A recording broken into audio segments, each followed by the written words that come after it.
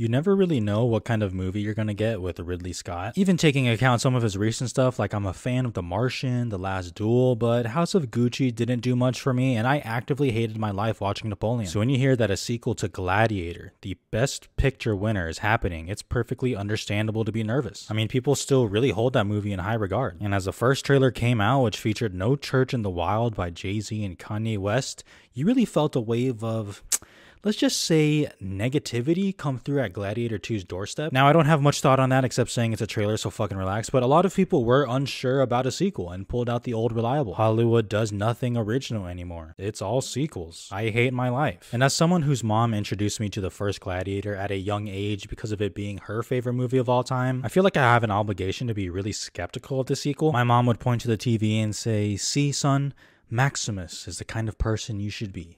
Noble, honorable, willing to fight for what's right," as I'm sitting there as a 9-year-old wondering which Pokemon I'm going to capture next. Well, the time has finally come. I had a chance to see Gladiator 2, and I loved it.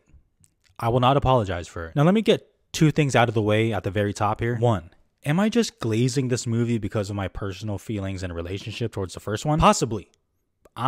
I'm fully open to that. Like, if you don't care about the first Gladiator, or like you think it's good but nothing incredible, you don't hold it in high regard, chances are you're going to be a little underwhelmed by this or feel similarly about this movie. And 2, there was an article that came out addressing the historical inaccuracy of Gladiator 2.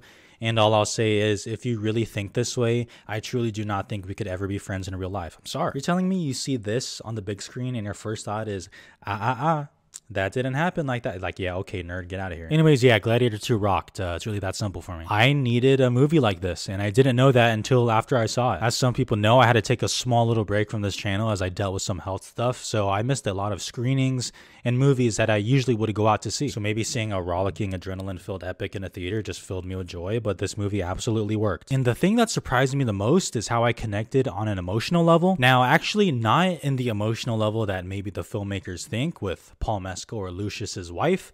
To be honest, didn't really give a shit about their relationship, but I connected emotionally due to the relationship between him and his mother, and I guess to his father as well. And again, I might repeat myself a few times here. Is that because it is riding off the first movie and how the first movie established that? Probably, but like, it's a sequel. I think it's allowed to do that, and my experience is my experience, so like, whatever. But that aching feeling from his mother and from himself as he kind of feels 2 sides pulling him apart, one side being who he's supposed to be and the other being who he thought he was, and he kind of rejects the other. Ultimately, I really liked Lucius's character and how they built him up. Have we seen tropes of this character before? I mean, absolutely. But it doesn't change the fact that this is a guy that you A, completely understand, and B, are rooting for, and I feel like those are the 2 things you really need in a protagonist like this. But also in a different way emotionally, I think a lot of people can resonate with the people of Rome wanting to kind of overthrow the government of their corrupt leadership. Russell Crowe in the first Gladiator was more than just that, a gladiator. He became a symbol to the people. That's one thing that works so beautifully in that first movie. And this movie, albeit in different ways, does the same thing with Paul Mescal, Lucius, who becomes a symbol to the people, and it just gets me going. And the symbol he becomes feels so significant, not just because of the times we're in currently, but just because of the full scale of this movie. This movie feels humongous. Like, I totally buy that there is a world beyond what we see on screen. The sets are gorgeous, as are the costumes, but I mean, the reach of this movie is crazy. The battles in this movie keep building up. I mean, Pedro Pascal back in his Game of Thrones era, like, what's not to like? I personally thought it was paced really well, and for all that's in play with this movie and the different storylines, because outside of the battles, a lot of this movie is scheming and politicking with different characters having different aspirations and goals of their own. It can be very confusing in a different movie. This made it very easy to follow. It's just an entertaining time, man. Like, at the bare minimum, you want this movie to be entertaining, and that's what it is, plus a whole lot more. I like the whole ensemble, but I'll talk about just 2 of them here. Paul Mescal, I've seen some middling reviews for his performance.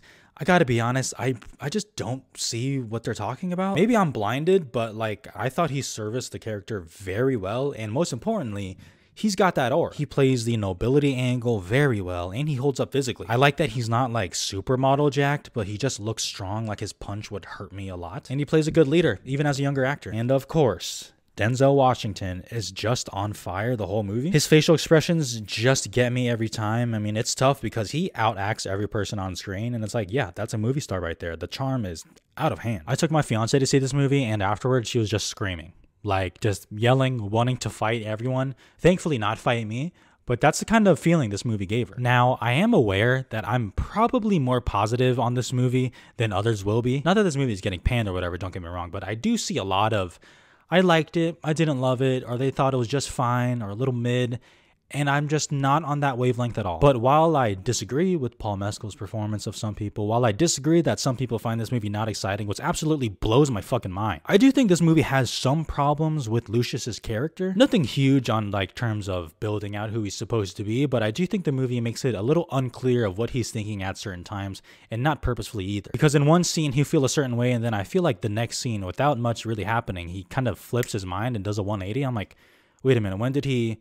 Like, why is he reacting like this now? And there are some scenes that feel like it kind of builds up a little inorganically to a big moment, like it kind of comes out of nowhere. And I think a lot of that has to do with the story because, let's face it, the themes, the tropes, it's something we've all seen before, you know? Like, this isn't anything new or groundbreaking here. But, you know, there are some movies where you can acknowledge the flaws, you might even agree with some of the flaws, but you just don't care. And this is one of those movies. I don't care. I absolutely had too good a time. I hope you will too, but maybe I'm just higher on this movie than most people. Who knows though? Gladiator 2, 4 stars. If you see me raise the score on this on a rewatch on Letterboxd, mind your business. Okay? That's simple. Mind your business. Okay.